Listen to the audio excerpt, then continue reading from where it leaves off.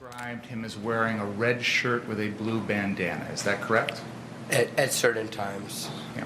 When he threatened you, that's what he was wearing? I believe the first time he threatened me, he was wearing a red shirt with the blue bandana. The second time, he had it wrapped around his face. Had what wrapped around his face? His T-shirt. So he wasn't wearing a shirt the second time around? Correct. And you indicated at one point you thought he had a chain in his hand? I believe so. Okay.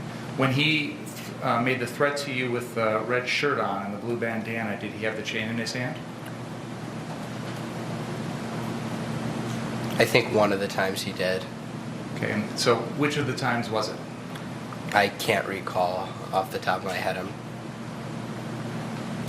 I think it was the time when he was threatening to cut people's hearts out.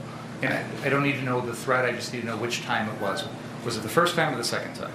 Second time, the second time. What was he wearing the second time? He was masked, well, the shirt wrapped around his face. And he didn't have a shirt on his torso? Correct. Okay. And you could see when he didn't have a shirt on his torso that he didn't have any gun tucked in his waistband, correct? I wasn't paying attention to that. I was behind Joanne Fiedler. I was somewhere over there. So how far away were you from Mr. Rosenbaum when he made the second threat? By 10, 15 feet, I'm not really certain. But you were close enough to hear the words out of his mouth? Yes. And you took that as a threat to you personally? I took the first one where he said, if I catch you alone, I'm going to kill you.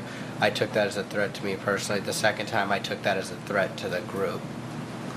Can we have that photo, Exhibit 138 up on the screen, please?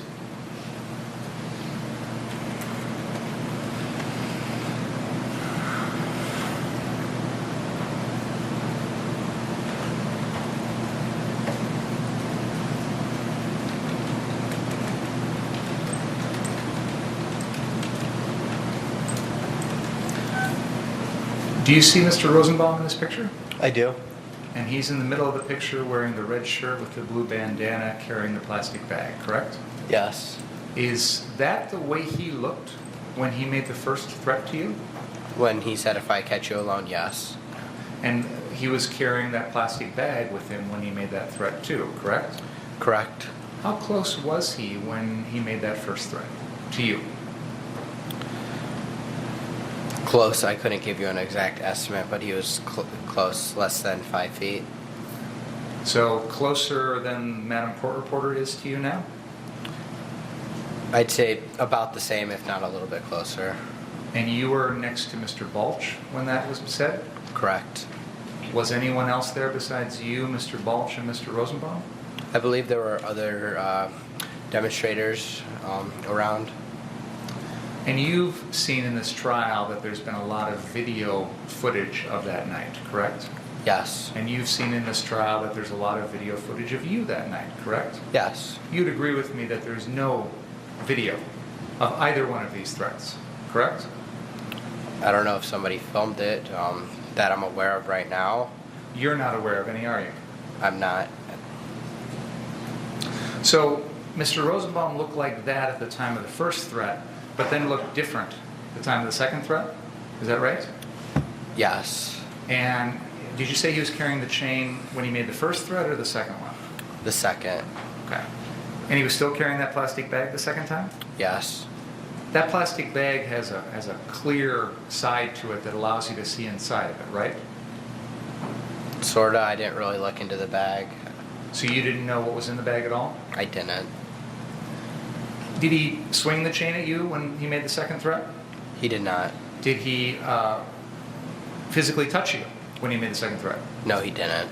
In fact, that entire evening, he never once touched your body, did he?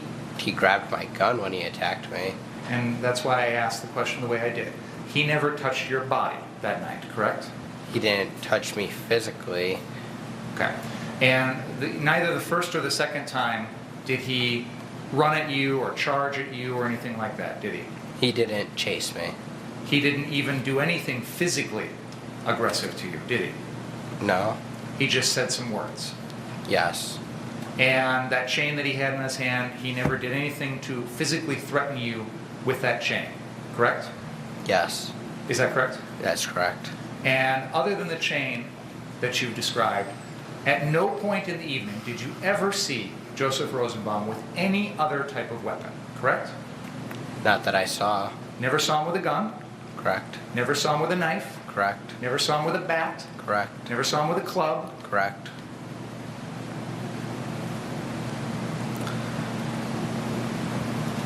How far apart in time were these two threats that you say Mr. Rosenbaum made to you?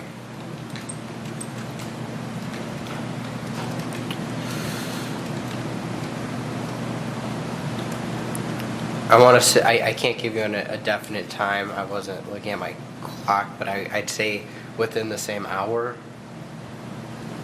And both of those threats occurred while you were on the 59th Street property? The second threat happened at the corner, and the first threat happened towards Ruther Central High School. Okay, could you use that laser pointer and point out on that map where the first threat occurred? The first threat happened right here in front of the building. So you're pointing at a location that is by the 59th Street car source on the south side of that property, along the building and Sheridan Road on the west side of the road. Would that be accurate? Yes. Okay. And you said there was a second threat within an hour after that, correct? Yes. Where was that threat at? It was somewhere over here, I remember, like on the other side of the property, towards Ruther Central. More towards the northeast corner of that same property. Correct. But you were still on the car source property when that second threat was allegedly made, correct? Yes.